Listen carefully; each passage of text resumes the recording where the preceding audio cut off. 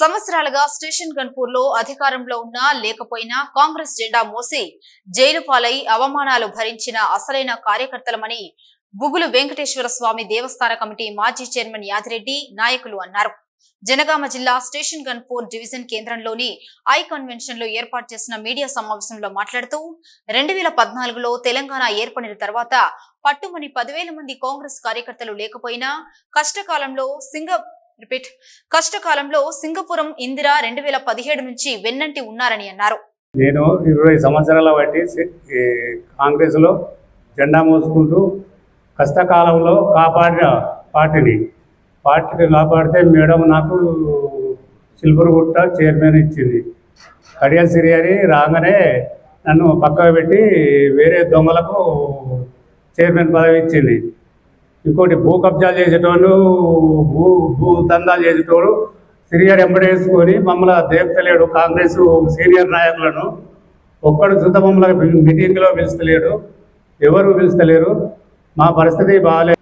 Station Ghanpur నియోజకవర్గంలో TPCC ప్రధాన కార్యదర్శిగా శ్రీమతి సింగపురం ఇందిరా గారు నాయకత్వంలో గత 10-15 సంవత్సరాల నుంచి కాంగ్రెస్ పార్టీ ఆమె నాయకత్వంలో పనిచేస్తూ పార్టీలో 4-5 లేని రోజుల నుండి దాదాపు 77,000 సైన్యంతో ఈ పార్టీలో కాంగ్రెస్ పార్టీని నియోజకవర్గంలో బలపరచడంలో కేవలం శ్రీమతి సింగపురం ఇందిరా గారి నాయకత్వమే ప్రధానంగా ఉందని ఈ సందర్భంగా మేము తెలియజేస్తున్నాం.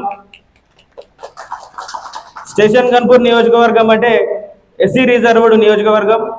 ఈ నియోజకవర్గంలో గత 20-30 సంవత్సరాల నుంచి కాంగ్రెస్ పార్టీ ఎదగకుండా, కాంగ్రెస్ పార్టీ నాయకులు ఎదగకుండా, కాంగ్రెస్ పార్టీ నాయకత్వాన్ని కార్యకర్తలను అందరినీ అణచివేసి టీడీపీలో ఉన్నప్పటి నుంచి ఈ నియోజకవర్గంలో కాంగ్రెస్ పార్టీ మీద గట్టిగా అణచివేసిన కడియం శ్రీహరి గారు బీఆర్ఎస్ పార్టీ అధికారంలో ఉండి అత్యున్నత ఈ రాష్ట్ర ప్రధాని ముఖ్యమంత్రి తర్వాత ఉప ముఖ్యమంత్రి పదవి అనుభవించి ఎమ్మెల్సీగా మరియు ఎమ్మెల్యేగా డిప్యూటీ సీఎంగా మంత్రిగా ఇన్ని అధికారాలు అనుభవించి ఆయన చివరి అంకంలో స్టేషన్ గన్పూర్ నియోజకవర్గం నుంచి మా నాయకురాలైన సింగపురం ఇందిరా గారి చేతిలో కేవలం 7,700 ఓట్లతోని తక్కువ మెజారిటీతోని చావు తప్పి కన్ను లొట్టపోయినట్టు ఓటమి అంచుల నుంచి ఆయన గెలవడం జరిగింది.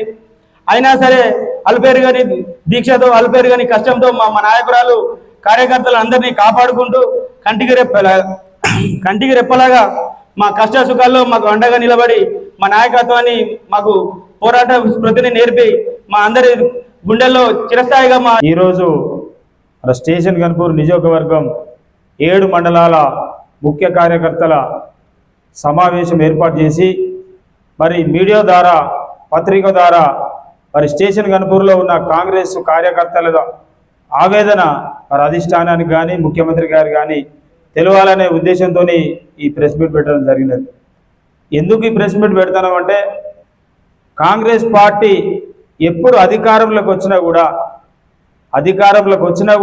అధికారంలో లేకున్నా కూడా ఇక్కడ కాంగ్రెస్ కార్యకర్తలందరూ కూడా ప్రతిపక్ష పాత్ర పోషించాల్సి వస్తున్నది.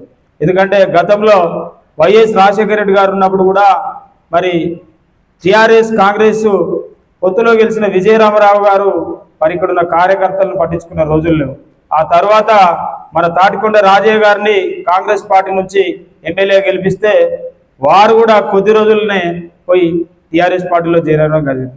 అప్పుడు 10 ఏళ్ళ అధికారంలో ఉన్నా కూడా స్టేషన్ గన్పూర్ నియోజకవర్గం కార్యకర్తలందరూ కూడా ప్రతిపక్ష హోదాలో ఉండడం జరిగినది. ఏ ఒక్కరికి కూడా న్యాయం జరగలేదు. పార్టీ జెండా మోసినోళ్ళకు ఎవరికి కూడా అభివృద్ధి జరగలేదు. మళ్ళా 10 ఏళ్ళు బీఆర్ఎస్ పాలనలో కూడా జెండాలు మోసినాం, ఉద్యమాలు చేసినాం, రాజకీయ చేసినాం, అప్పుడు కూడా ప్రతిపక్షంగానే ఉన్నాం. మళ్ళీ రేవంత్ రెడ్డి నాయకత్వంలో తిరిగి అధికారంలోకి వచ్చిన తర్వాత మరి మా నాయకురాలు సింగపురం ఇందిరా గారు కొద్ది ఓట్ల తేడాతో ఓడిపోయినప్పటికీ సరే, ఓడిపోయినా కూడా ఇన్ఛార్జ్ ఉంటుంది, గవర్నమెంట్ ఉన్నది, మాకు మంచి రోజులు వచ్చినాయి, ఇకనైనా ఇక్కడ ఉన్న కార్యకర్తలందరూ బతుకులు బాగుపడతాయి, ఇక్కడ ఉన్న పేద ప్రజలకు న్యాయం జరుగుతుంది అనుకునే క్రమంలో మళ్ళా బీఆర్ఎస్లో గెలిచిన కడియం శ్రీహరి గారు మళ్ళా కాంగ్రెస్ పార్టీలోకి రావడం జరిగింది.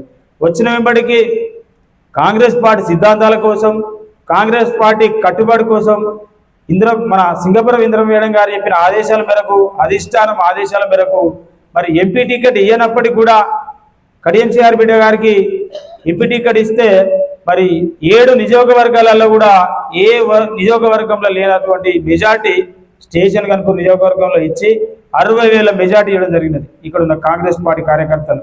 మరి ఇంత పార్టీకి సేవ చేసిన మేము గత 30 ఏళ్ల బట్టి కష్టపడుతుంటే మమ్మల్ని జెండాలు మోస్తుంటే ఇప్పుడు పార్టీలోకి వచ్చిన వీళ్ళందరూ కూడా ఇంకెక్కడి కాంగ్రెస్ పార్టీ ఆ జెండాలు పక్కన పడేసి మాతో రమ్మని మమ్మల్ని ఏలన చేసిన రోజులు.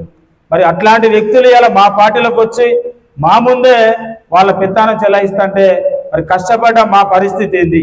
మరి మొన్నటికి మొన్న ఇక్కడ ముఖ్యమంత్రి గారి ప్రోగ్రాం జరిగితే మరి కనీసం ఇక్కడ ఏ మండల స్థాయి లీడర్లకు కానీ కష్టపడులకు కానీ ఒక్క స్టేజ్ పాస్ కూడా మాకు రాదు.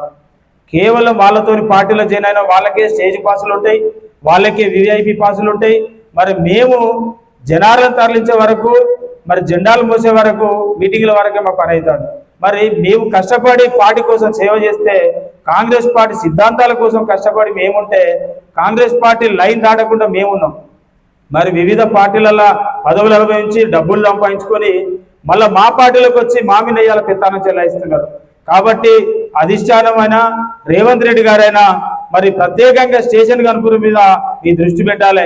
ఇటు హనుమకొండ జిల్లా అధ్యక్షులు నాయన రాజేందర్ రెడ్డి గారైనా, జనగాం జిల్లా మరి అధ్యక్షులు కొమ్మూరు ప్రతాప్ రెడ్డి గారైనా ఒక్కసారి మీరు ఆలోచన చేయాలి.